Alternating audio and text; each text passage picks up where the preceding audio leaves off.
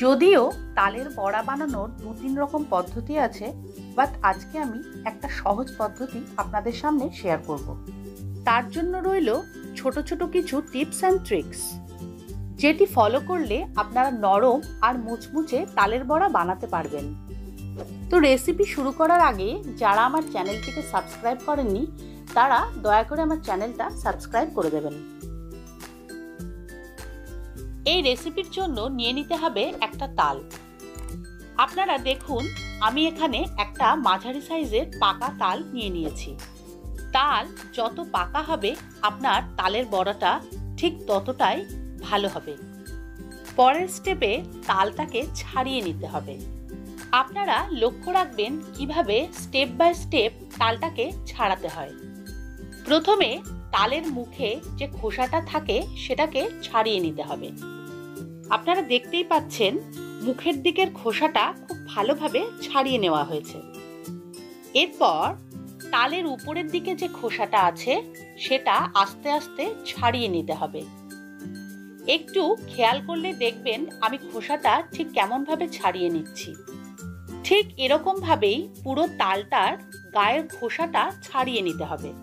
খোসা ছাড়ানোর পর আপনারা দেখতেই পাচ্ছেন শাঁসটা এখানে পুরো রেডি। এরপর তালের শাঁসটাকে আলাদা করে নিতে হবে। তালটাকে আলাদা করার পর এখানে 3টে আটির শাঁস বার হয়েছে। এই আটিগুলো থেকে এবার আমাকে তালের শাঁস বার করতে হবে। তার জন্য নিয়ে নিতে হবে এরকম টাইপের একটা বেতের ঝুড়ি।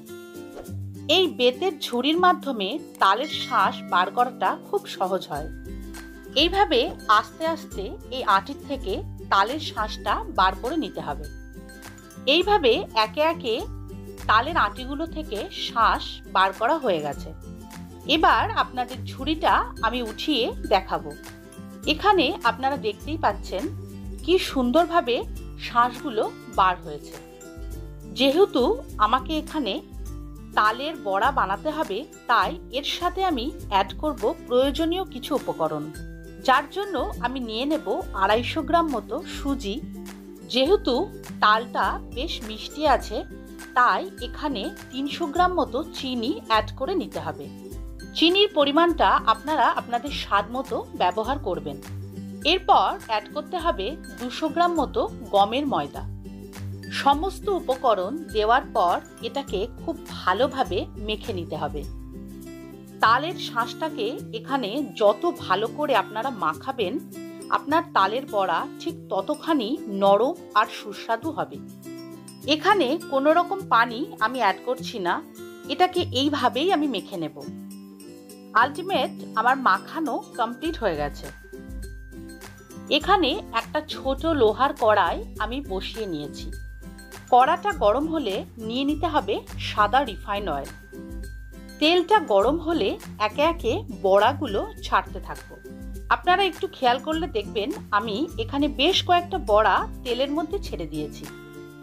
আপনাদের একটা ছোট্ট টিপস এখানে শেয়ার করি, সেটা হলো তালের বড়া যখন ভাজবেন তখন সবসময় লোহার কড়াতে ভাজবেন, কারণ এতে ভাজলে তেলটা অনেক কম লাগে আর বড়াটা খুব মুচমুচে হয়।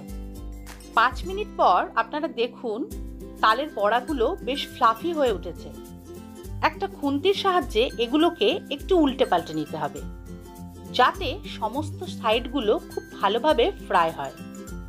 আমি যেহেতু একটু ডিপ ফ্রাই পছন্দ করি তাই বড়াগুলোকে একটু বেশি করে ভেজে নেব। আপনারা দেখুন এগুলো বেশ ব্রাউন করে ফ্রাই করা হয়েছে। তালের বড়াগুলো ভাজা কমপ্লিট হয়ে গেছে, তাই আমি এগুলোকে উঠিয়ে নিলাম। এবার একটি প্লেটে আমি বড়াগুলো তুলে নিলাম।